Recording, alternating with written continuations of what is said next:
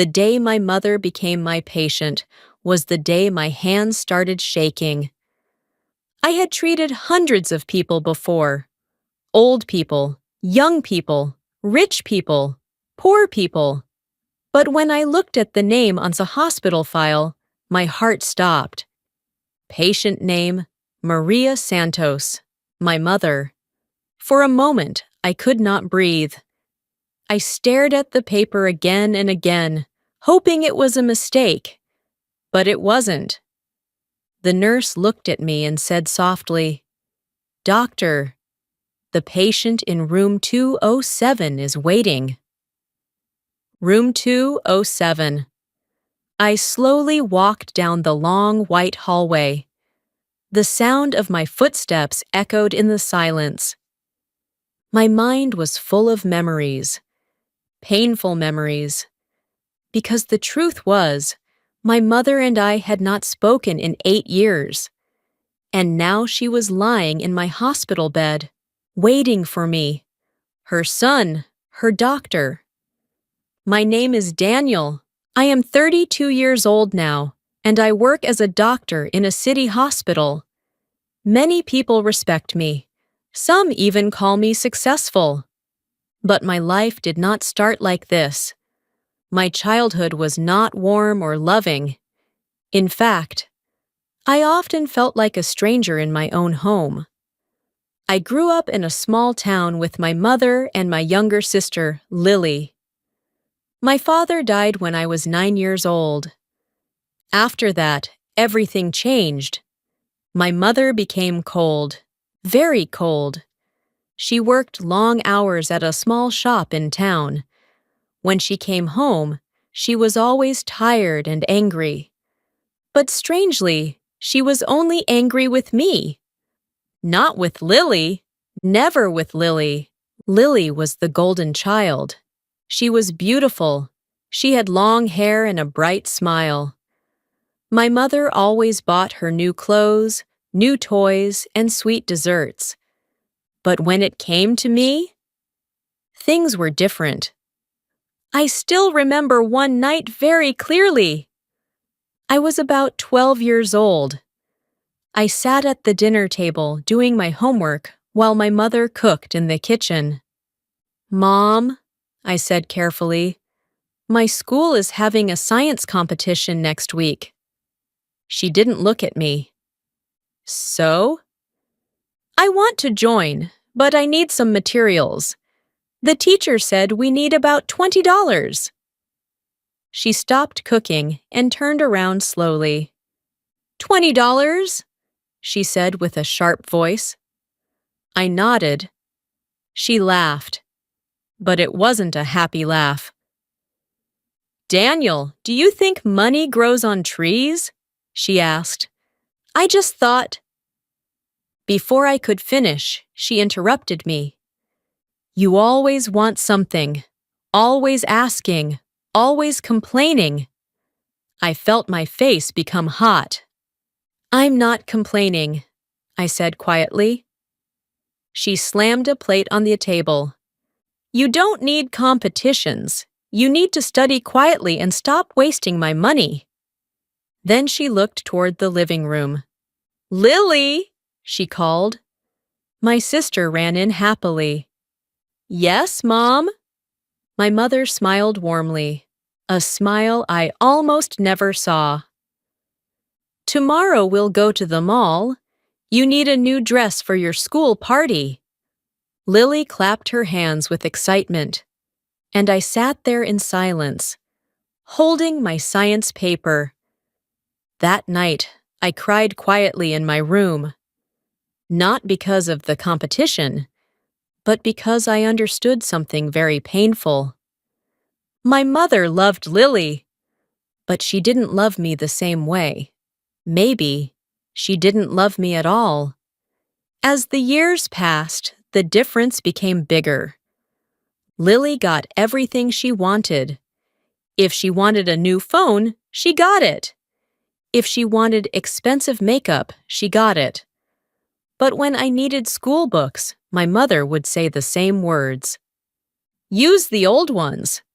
Borrow from friends. Don't waste money. So I started working small jobs after school. I delivered newspapers. I cleaned tables in a small cafe. Sometimes I helped an old man fix bicycles. I saved every dollar, not for fun, for school. One evening, when I was 16, something important happened.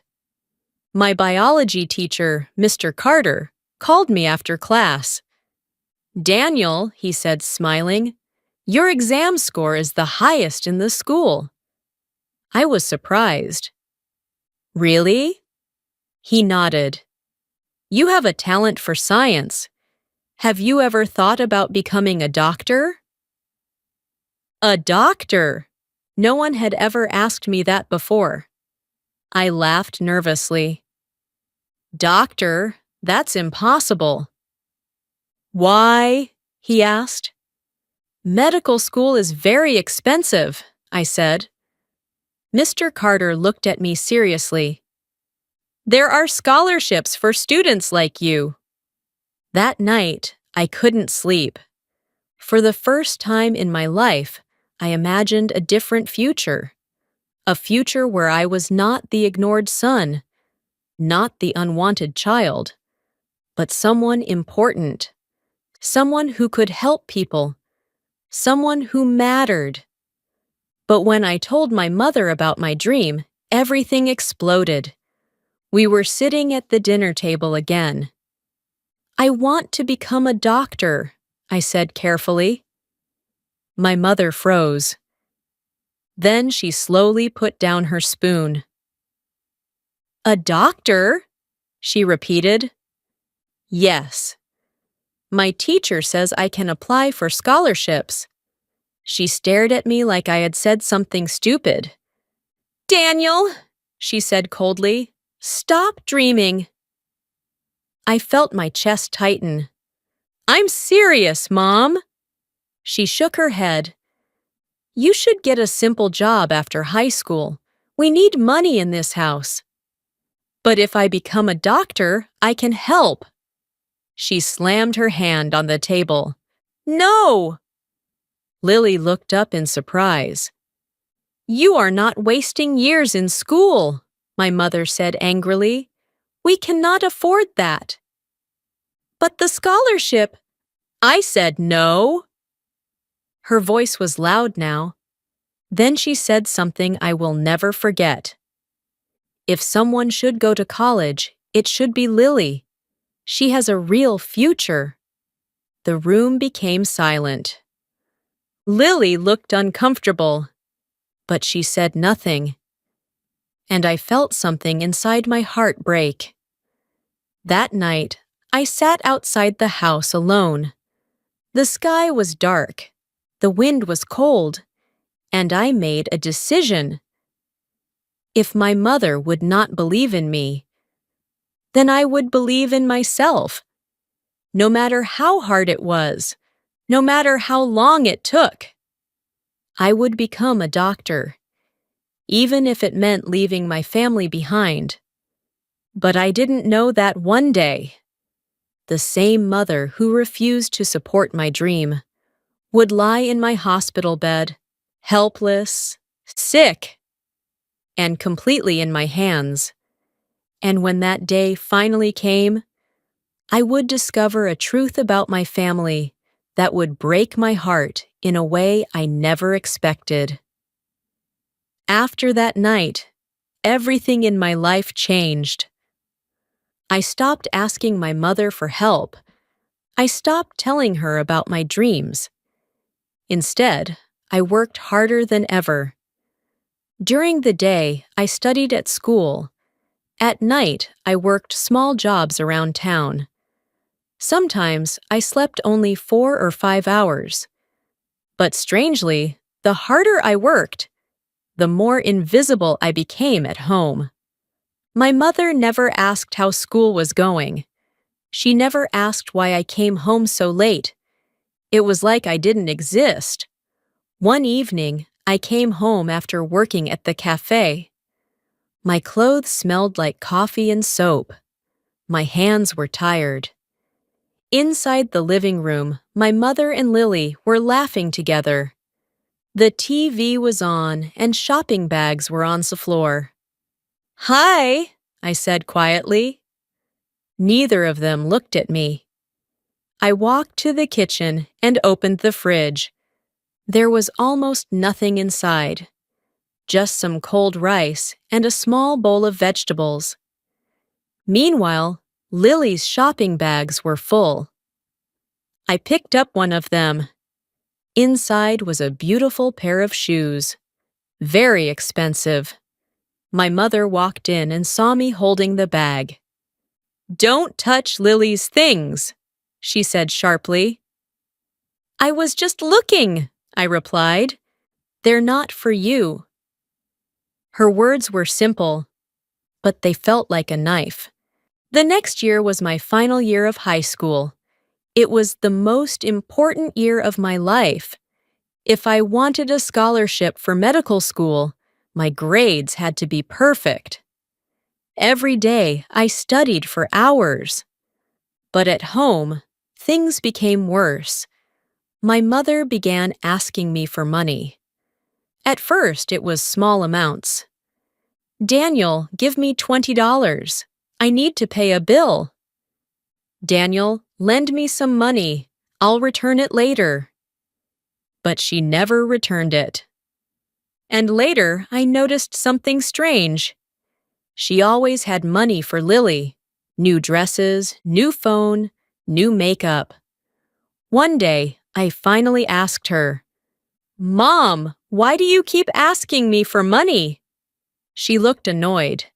"You live in this house, don't you?" "Yes, but I already pay for my school things." "And," she said, "you should help the family." I felt my chest tighten again. "I am helping the family," I said quietly. "I work every night." She crossed her arms. "Well, work harder." Then she walked away. Despite everything, I kept studying, because I knew this was my only chance to escape. One afternoon, a letter arrived at our house. It had the logo of a big university. My hands trembled when I opened it. My eyes moved quickly across the words. Then I stopped breathing. I got the scholarship. Full tuition, housing, everything. I read the letter again and again. I couldn't believe it. After years of struggle, my dream was finally real. I ran into the living room. "Mom!" I said excitedly. She was sitting on the couch with Lily. "What is it?" she asked, sounding annoyed. "I got the scholarship," I said, holding the letter. She looked at it. Then she looked at me. But there was no pride in her eyes. No happiness, just silence. "So?" she said. "So, I can go to medical school." She sighed. "That means you're leaving the house?" "Yes, but it's a great opportunity." Before she could answer, Lily suddenly spoke. "That university is in the city, right?" "Yes," I said. She turned to our mother. "That's the same city where the fashion college is." My mother's eyes lit up immediately. "Really?" Lily nodded. "I've always wanted to study there." I watched their conversation, confused. My mother grabbed the letter from my hands and read it again. Then she looked at me with a strange expression. "Daniel," she said slowly, "if you go to that city, you should help Lily too." "What do you mean?" "You can share your apartment with her." "I don't have an apartment," I said. "The scholarship gives me a dorm room." "Then find a bigger place," she replied. I stared at her. "Mom!"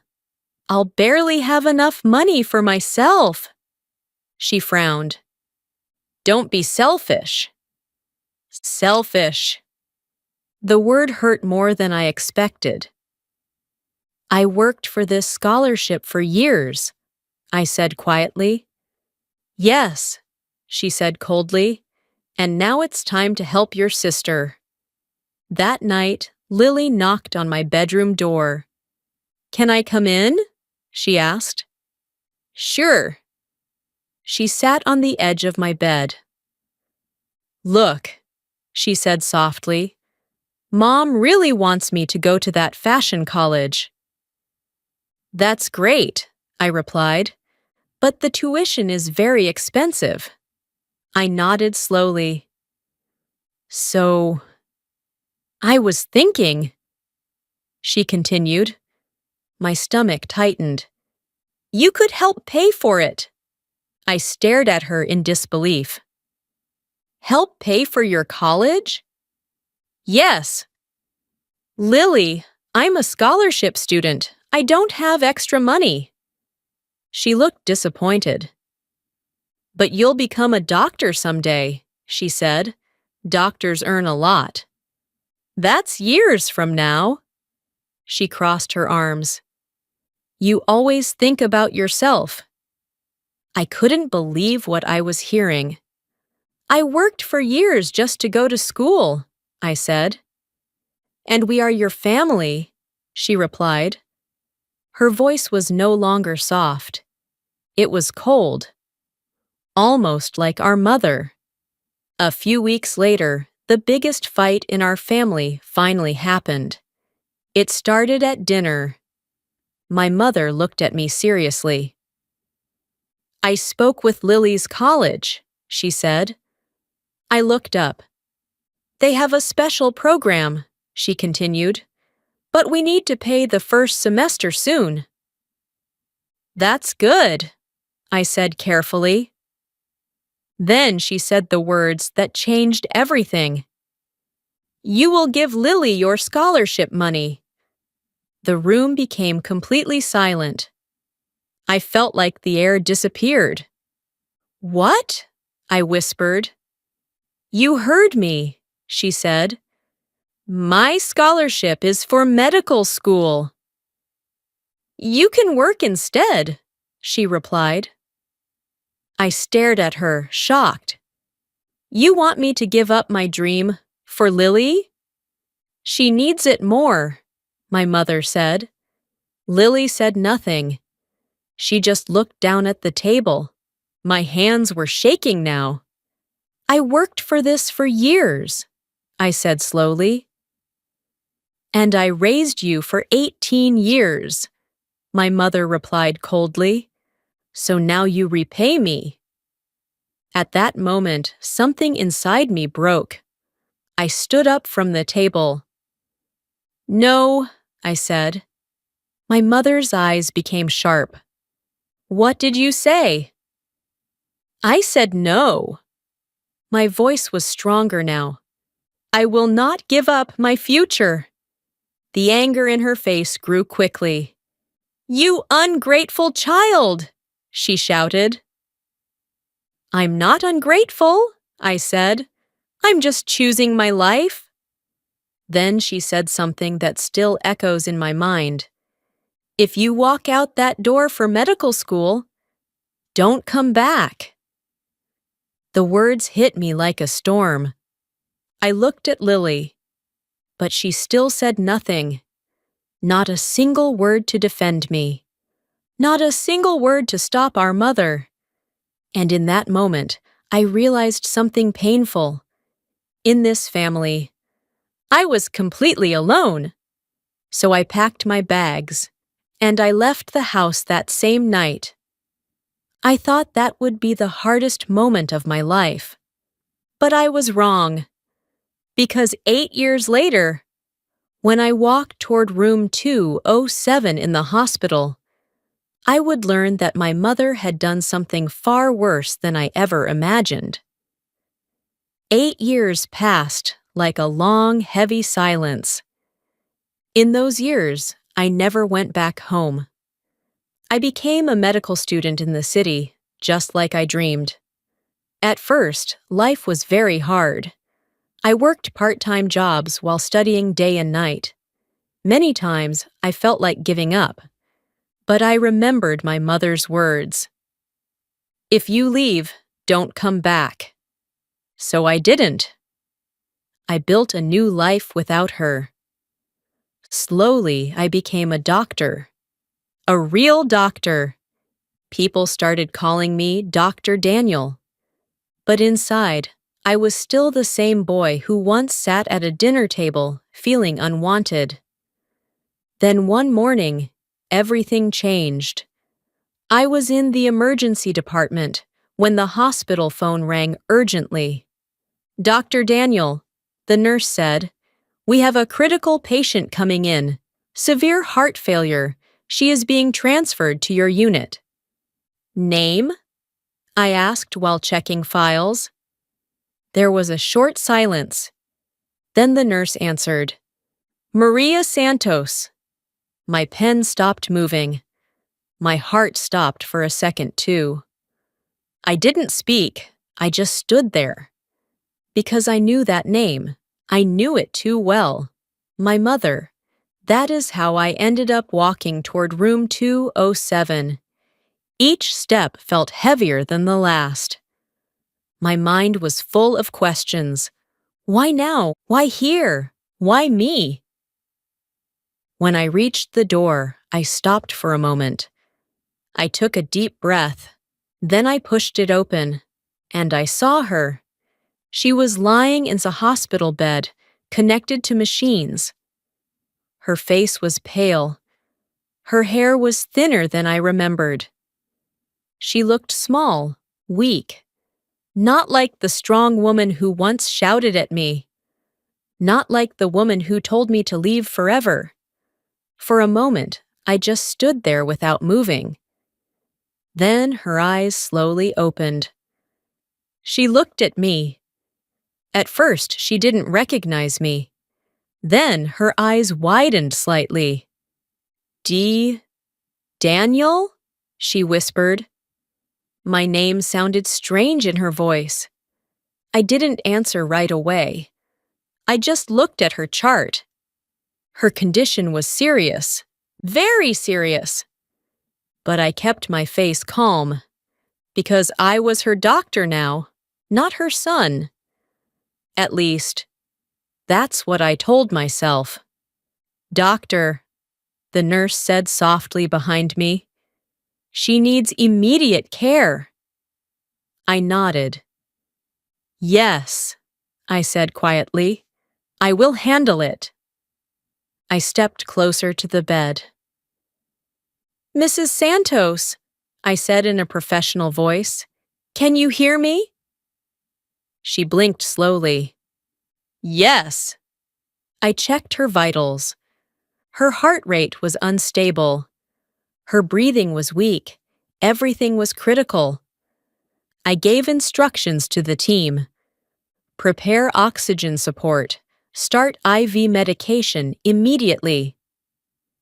The nurses moved quickly, but I could feel her eyes on me the entire time, watching me, quietly. After the treatment started, the room became calmer. Machines beeped softly.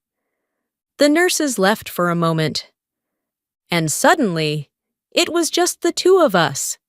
Doctor and patient, mother and son, but we didn't say it, not yet. She spoke first. "You became a doctor," she said weakly. "Yes," I replied. Her eyes moved slowly. "You really did it." There was a long silence. I checked her monitor again, avoiding her gaze. Then she said something I didn't expect. "I saw your graduation picture," she whispered. My hands stopped for a moment. Then I continued working. "I kept it," she said. I didn't respond, because I didn't know how. She swallowed hard. I was wrong, she added softly. The room became still. Even the machines felt louder. I finally looked at her. Her eyes were wet, but I didn't know if they were tears of regret or fear. You were wrong? I repeated.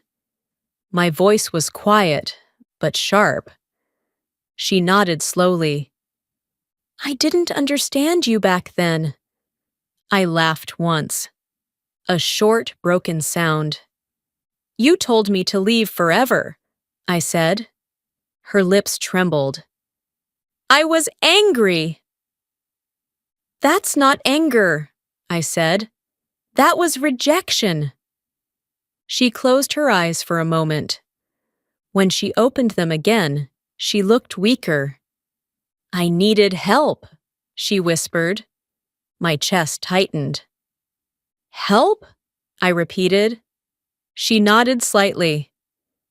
After you left, things became difficult. I stayed silent. She continued. Lily left too. That hit me harder than I expected. She went to the city, but she stopped sending money after a few years. I felt something cold inside me. So, I said slowly, you ended up alone. She nodded. Yes. A long silence followed. Then she said something that broke my control. I sold the house. I froze.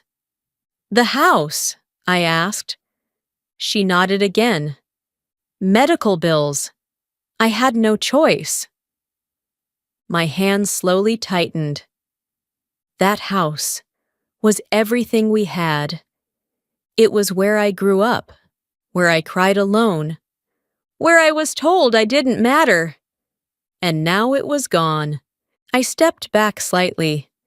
I felt my emotions rising, but I kept my voice calm. Do you know what you did to me? I asked. She looked at me, quiet, waiting. I spent my whole life trying to prove I was not useless, I said. My own mother made me feel like I didn't belong in my own home. Her eyes filled with tears. I know, she whispered.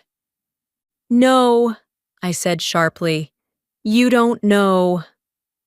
My voice shook now. You didn't see me crying at night. You didn't see me working 2 jobs just to survive. You didn't see me sleeping in a small dorm room, wondering why I was never enough for you. She started crying silently, but I didn't stop, because something inside me had been locked for years, and it was finally breaking open. I became a doctor, I said, my voice low, but not because you supported me. I stepped closer. I became a doctor because you didn't. The room felt heavy. My hands were shaking now. I needed to survive you. She covered her face with her hands. I'm sorry, she whispered again and again. But those words didn't reach me. Not fully, not anymore. Because the pain inside me was too deep, too old, too long ignored. I turned away from her bed. For the first time in 8 years, I didn't feel like her son. I felt like a stranger standing in front of a woman who once destroyed my world. And I didn't know what would hurt more next. Her truth, or my decision in the final part. I stood near the hospital window for a long time. Outside, the city was moving like nothing had happened. Cars were running, people were walking, life was normal. But inside me, nothing was normal. Behind me, I could hear the soft beeping of the machine in room 207. My mother was still alive, still breathing, still waiting. I didn't turn around at first. Because I didn't know what I would feel if I looked at her again. Anger, pain, or something worse. Sadness? After a few minutes, the head doctor entered the room. "Her condition is stable for now," he said, "but she needs long-term care. Surgery is possible, but very risky." I nodded slowly. "Understood." He looked at me carefully. "Dr. Daniel, she is your family, right?" I paused. Then I said quietly, "She is my patient." The doctor didn't ask more. He left the room, and silence came back again. I finally turned around. She was still lying there, tired, weak, but awake. Her eyes followed me carefully. "Daniel," she whispered.